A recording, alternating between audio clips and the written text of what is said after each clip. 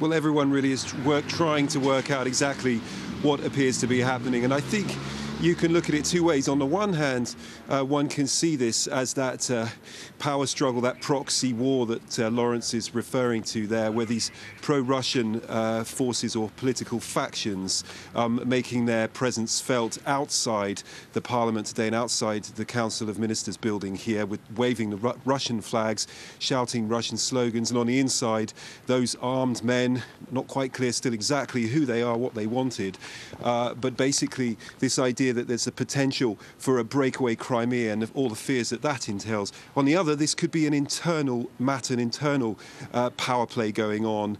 After President Yanukovych has fled, he's still left behind his Party of Regions government down here, and they are unpopular on both sides. This is turning into potentially an ethnic divide, and yet both communities, we're talking about ethnic Tatars and ethnic Russians down here, wanting that government out significantly today, while there was the vote for a referendum later this year on the Crimea's political future, whether it's going to be more independent. There was also a vote to remove that unpopular Party of Regions Yanukovych-tainted government. So there is the potential still for a resolution to this if both sides were able to come together and work out a way forward. But the very fact that the ethnicity card has been raised, with Tatars coming out yesterday and today Russians coming out, can always, can always result in a more dangerous situation ahead. Intriguing. Robin, thank you for that. Well, it looks like Ukraine's missing president, Viktor Yanukovych, may be about to surface. He's called a press conference in southern Russia for Friday, but where's he been? Yanukovych left Kiev 6 days ago on Friday, February the 21st. 1 day later, he gave a press conference in Kharkiv. That was his last public appearance. We received reports on the weekend that he attempted to fly out of the country from Donetsk, but was turned back. Then we had several reports of Yanukovych sightings in Crimea, first from Sevastopol and then from Balaclava, where Yanukovych has a seaside home and a luxury yacht. Then there were other more outlandish reports. One said he was Mount Athos in Greece, and there's a taxi driver in Dubai who swears that he picked up Yanukovych over the weekend. Rory Challens is live for us in Moscow. Rory, any more clues as to where he might be, Rory? Well, you've gone through the whole catalogue of possible sightings there.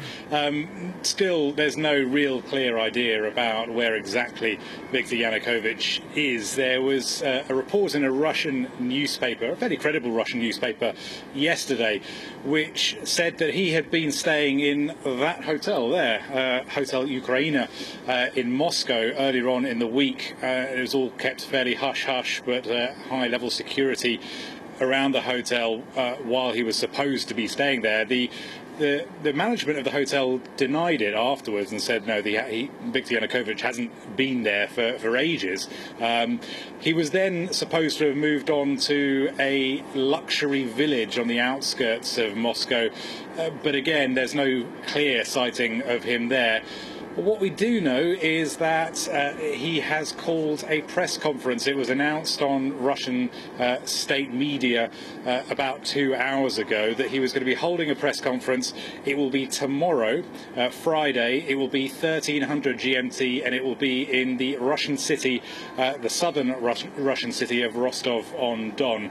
So, although we don't know where Viktor Yanukovych is now, we probably can guess that he's going to be there tomorrow, and where he is, where he's been in the meantime, I suppose, is anyone's guess. We'll have to just try and wait patiently, Rory. Rory, how worried is Russia about what is happening in Ukraine at the moment?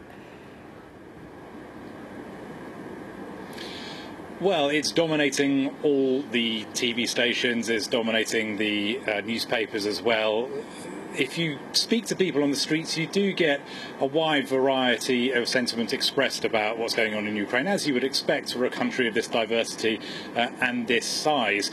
We were out talking to people earlier on today, and yes, you were getting some fairly hardline approaches from some people saying that Russia should be using Stalinist tactics against Ukraine, but that's not really the majority perspective.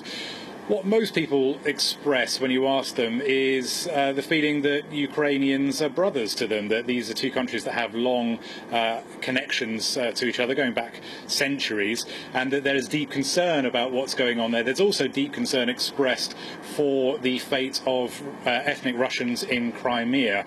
But of course, it's not just Russia that's concerned about what's going on in Ukraine. Western countries are as well. And there were some fairly stern warnings from NATO earlier on today about Russia's role in this and the potential for Russian escalation.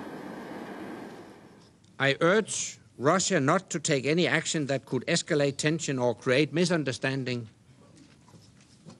I urge the new Ukrainian leadership to continue its efforts to establish an inclusive political process that reflects the democratic aspirations of the entire Ukrainian people.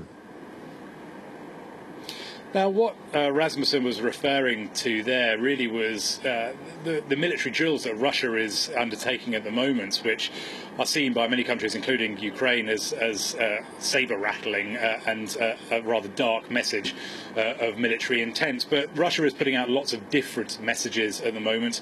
It is also saying that that Russia and the West should be working together to solve the problem in Ukraine, and it is also saying that Russia will do everything in its power, uncompromisingly, it says, to protect the fate of ethnic Russians in Crimea. So I think it's really the role of Western governments and the new Ukrainian government to unpick and unpack what exactly Russian intentions are at the moment, because it maybe isn't that clear. All right, Rory Challens, thank you for that.